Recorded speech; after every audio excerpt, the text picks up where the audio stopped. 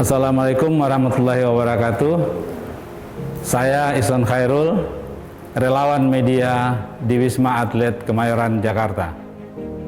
Sore ini saya akan berbincang-bincang dengan Letkol M. Arifin untuk mendapatkan info terkini, kondisi terkini di Rumah Sakit Darurat COVID Wisma Atlet Kemayoran. Selamat sore, Pak Arifin.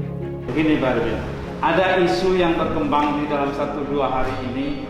Rumah Sakit Darurat COVID Wisma Atlet Kemayoran tidak menerima pasien. Ini isu panas menurut saya dalam posisi pasien sedang bergejolak seperti ini. Bagaimana klarifikasinya Pak? Ya, sebenarnya bisa kami sampaikan ya, itu memang 2 hari yang lalu ya. Itu bukan kita tidak menerima, sebenarnya kita hanya mengatur bed ulang karena bed yang ketiga itu mau dipakai, sehingga setengah hari kita kurangi atau kita atur pasien yang masuk dalam jumlah yang sedikit dulu. Terus kemudian siangnya sudah selesai kita pengaturan, sore sudah kita buka kerannya kembali. Sebenarnya kita tidak menerima pasien itu sampai saat ini tidak pernah. Oke, jadi artinya terklarifikasi bahwa Rumah Sakit Darurat COVID Wisma Atlet Kemayoran hanya tidak menerima pasien hanya dalam hitungan beberapa jam. Ya, jadi itu pun tetap kita terima, yang artinya saya menekankan jangan mengirim dulu yang bersifat rombongan. Itu intinya. Kalau yang kurang dari 6 waktu itu tetap kita terima sambil kita atur bednya, karena anak-anak juga biar agak bernafas dulu sebentar. Itu pun habis zuhur juga sudah kita, yang rombongan sudah kita mulai terima ya, sampai malam itu, sampai dini hari kan baru dapat kamar. Memang proses itu perlukan proses ya, pendaftaran, kemudian proses pemeriksaan, termasuk yang pasien bergejala kan semua diperiksa, kecuali yang tanpa gejala langsung dikumpulkan, bypass masuk kamar. Kita sudah lakukan yang tercepat, tapi karena bayangkan saja 600 orang di UGD, walaupun 3 tempat UGD kita aktifkan semua, namun ya masih ada kendala karena memang berproses di UGD itu.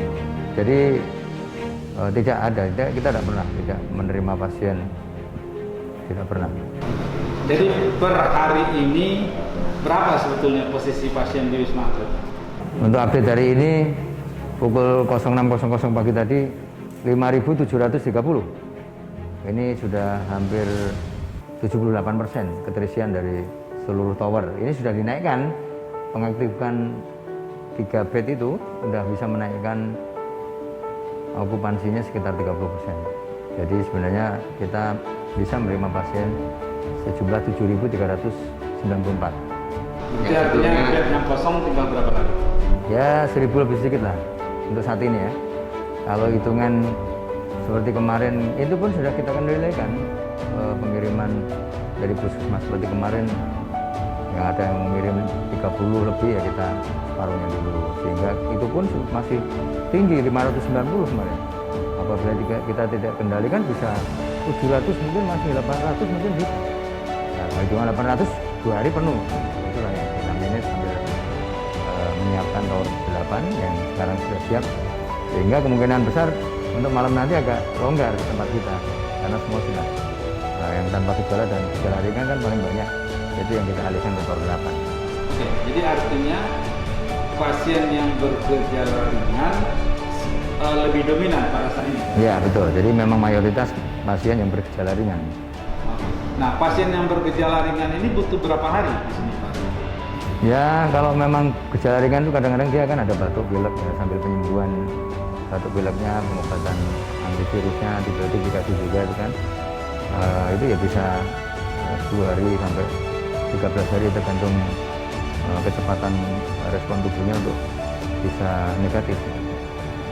Pak Arifin, persentase antara pasien yang masuk dengan pasien yang keluar saat ini seperti apa? Ya terus terang banyak yang masuk kan gitu. Jadi kalau sehingga kan angka itu naik karena pasien yang masuk lebih banyak dari pasien yang keluar kan. seminggu terakhir. Gambarannya kira-kira di berapa ke berapa? Ya, masuk 600, keluar 200 atau 300 setiap hari. Ya nanti tergantung sekarang kan positif dengan CT yang tinggi sudah dianggap oleh dokter DPJP paru di sini bisa pulangkan. Jadi sekarang banyak yang dipulangkan walaupun masih positif, namun CT-nya sudah tinggi dan tidak menular. Jadi untuk memberi kesempatan yang lain biar. Bagaimana Pak Arifin dalam posisi sebagai suaranya Wisma Atlet memberikan klarifikasi kepada publik bahwa mereka dikeluarkan dari Wisma Atlet dalam posisi sebenarnya masih positif, tapi CT-nya sudah turun atau naik? Tinggi. Oh, sudah tinggi. Nah, bagaimana Pak Arifin menjelaskannya kepada publik agar publik tidak mengira bahwa pasien yang masih positif kok dikeluarkan di Wisma Atlet, ini bisa digoreng orang nanti Pak? Ya. Gimana Pak? Jadi memang aturan ini sudah lama, bahkan aturan KMK Kementerian Kesehatan dari dulu kan memang pasien yang tanpa gejala tidak diswab, 10 hari dirawat, kemudian hari ke-10 tidak ada keluhan, tidak ada gejala, dipulangkan tanpa dilakukan swab. Itu aturan Kementerian Kesehatan. Kalau di sini kan masih yang sekarang karena regennya banyak ya diswab, semua yang pasien pulang diswab. Jadi positif dengan CT yang tinggi dan tidak ada gejala klinis itu menurut aturan SOP-nya dari dokter penanggung jawab spesialis paru memang boleh pulang dan memang sudah tidak menular, artinya jangan khawatir. Jadi saya pun kan pernah dulu 35, saya keluar saya makan-makan, tidak menularkan orang, kan aman. Pak Arifin, beberapa hari yang lalu Pak Arifin menyebut bahwa 80% pasien di Wisma Atlet itu berasal dari penduduk DKI Jakarta. Kalau kita lihat sebelum Lebaran atau di hari-hari Lebaran, itu kan sekian juta warga Jakarta kan keluar Pak dari DKI Jakarta. Nah mereka mungkin setelah ini mungkin sudah kembali. Nah bagaimana Pak Arifin membayangkan situasi kemungkinan mereka terpapar sepanjang perjalanan karena mereka ulang alik ya dari Jakarta keluar kemudian balik lagi ke sini gitu Pak. Lalu terciptalah klaster-klaster keluarga dan yang lain-lain. Bagaimana gambaran Pak Arifin kemungkinan terjadi dan terpaparnya mereka ya? Ya memang ada kemungkinan seperti itu. Jadi dari jutaan pemudik mereka pulang, ada juga kemarin pengakuan dosa lah dari pemudik yang melanggar aturan. Kemarin kami kumpulkan waktu senam aerobik itu pasien-pasien itu. Jadi saya sampaikan yang mudik-mudik angkat tangan. Saya suruh maju ke depan, ada yang ngomong mudik tidak melanggar tanggal mudik, tetapi dia mengakali jadi tanggal selesainya harusnya tanggal 17 mungkin, tanggal 17 atau 18 itu sudah selesai mudik itu aturan pemerintah yang tidak membolehkan. Nah dia tanggal 19, tanggal 20 itu pulang dia. Ada yang pulang ke Padang, ya, terus di kampungnya nggak ada yang pakai masker, jadi sampaikan. Ya, dalam perjalanannya dia ikut-ikutan tidak pakai masker di kampungnya, jadi kalah masa. Nah, akhirnya mengakui, akhirnya nggak tahu dalam perjalanan pulang di swab di bandara dia positif, swab antigen reaktif, kemudian diarahkan ke sini. Itu dapatnya di mana dia nggak tahu. Jadi selama perjalanan ini memang resiko ketemu orang itu yang harus diketahui masyarakat bahwa itu potensial untuk menimbulkan penularan dari COVID-19 ini.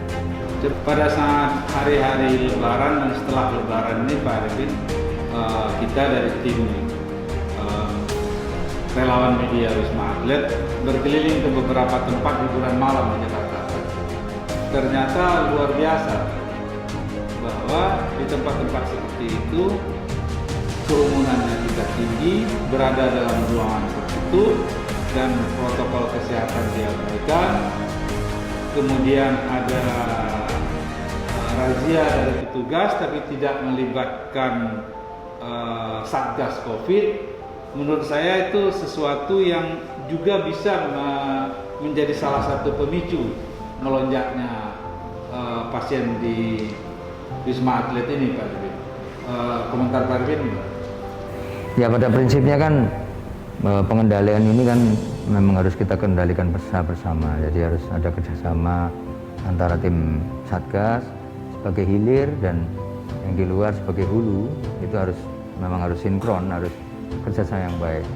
Dengan kondisi seperti ini memang apalagi sekarang saat tinggi-tingginya, harapan kami memang tidak ada tempat-tempat seperti itu sementara ini yang dibuka atau minimal mengurangilah kontak-kontak dengan orang, apalagi di tempat-tempat hiburan ya, mungkin hiburan malam cenderung tidak bisa melakukan protokol kesehatan dengan baik dan benar. Jadi ya harapan kami ya kita kerjasama yang bagus. Mungkin kalau itu memang tidak bisa dilakukan dengan protokol kesehatan dengan baik dan benar, ya lebih bagus memang untuk sementara ini ya, untuk sementara ini lebih bagus ya tidak aktifkan dulu kan, karena memang nanti mempengaruhi penyebaran virus ini kan, apalagi saat ini lagi tinggi-tingginya. Mungkin akan menjadi pertimbangan kebijakan lah dengan kondisi dan situasi saat ini yang sedang tinggi-tingginya. Pak Arifin, bisa digambarkan pontang-pantingnya para tenaga kesehatan Wisma Atlet dengan lonjakan pasien saat ini? Ya, jadi memang hampir 2 minggu terakhir ini memang teman-teman relawan memang extraordinary kerjanya, memang luar biasa rekan-rekan. Walaupun secara nyata penambahan 3 bed itu SDM kurang, yang jelas kan mereka bisa mengcover semua, walaupun dengan ya termasuk sangat keras sekali bekerjanya, karena biasanya 4 shift ya jadi 3 shift, jadi 4 shift ganti turun, nah sekarang 3 shift udah bisa naik kembali. Jadi mereka ya bisa istirahat tidak seperti biasanya, tapi bisa istirahat yang tentunya memang memakan energi yang sangat luar biasa untuk akhir-akhir ini. Secara total sekarang jumlah tenaga kesehatan di Wisma Atlet berapa orang? Ya kalau nakes hanya tenaga kesehatan kan di sini banyak, ada ISS juga untuk mengatur linen, kemudian pembersihan. ISS kan banyak juga, 500-an kan, 400 lebih. Nakes sendiri kan 2000 lebih, 2150. Sebelum nanti ditambah lagi dari rencana ada tambahan dokter dan perawat.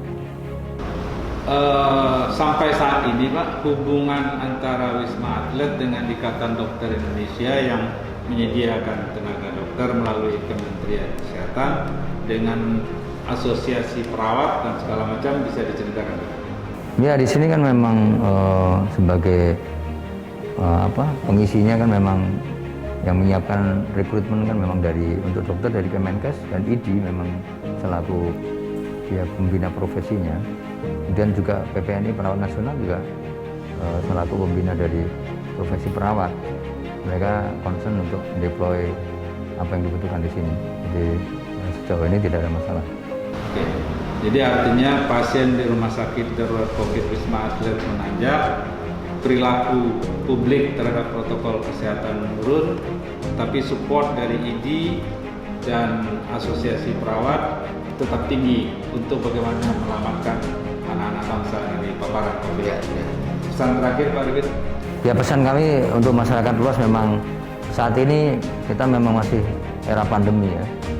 Jadi namanya era pandemi itu ya memang seperti ini. Jadi jangan bosan-bosan dan jangan pernah bosan untuk melaksanakan protokol kesehatan dengan baik dan benar. Apa itu? Ya memakai masker dengan baik dan benar dimanapun tempatnya. Kemudian mencuci tangan dengan air mengalir dan antiseptik sabun tentunya. Nah, kemudian yang ketiga adalah mengurangi mobilitas, menjaga jarak termasuk. Nah, jadi kalau namanya mengurangi mobilitas itu tidak sering bertemu dengan orang, kemudian menjaga jarak setiap bertemu dengan orang. Nah, itu salah satu upaya yang bisa dilakukan oleh masyarakat luas. Dan ingatlah memang itulah senjata ya, untuk mengendalikan dari pergerakan dan memutus rantai dari COVID-19 itu sendiri. Ya, jadi jangan pernah bosan dan sampai selesai pandemi ini selesai, dinyatakan selesai. Dengan vaksin juga salah satunya harus kita ikuti semua program pemerintah yang tentunya semua untuk kebaikan rakyat kita. Jadi tetap waspada untuk saat ini sedang tinggi, ya, kasus sedang tinggi, ikuti seluruh aturan yang ada. Saya yakin kita bisa melaksanakan dengan baik. Mudah-mudahan segera selesai pandemi ini, walaupun nanti secara bertahap, kita tetap semangat. Terima kasih Pak Arifin, perbincangan yang menarik dan memberikan manfaat untuk publik. Menurut saya, pesan-pesan yang disampaikan oleh Letkol M. Arifin tadi seharusnya menggugah kesadaran kita untuk sama-sama taat kepada protokol kesehatan agar negeri ini bisa selamat dari pandemi COVID-19. Jangan lupa taat pada protokol kesehatan, rajin mencuci tangan, tetap pakai masker, dan menjauhi kerumunan. Tunggu perbincangan kami selanjutnya tentang situasi terkini di Wisma Atlet Kemayoran.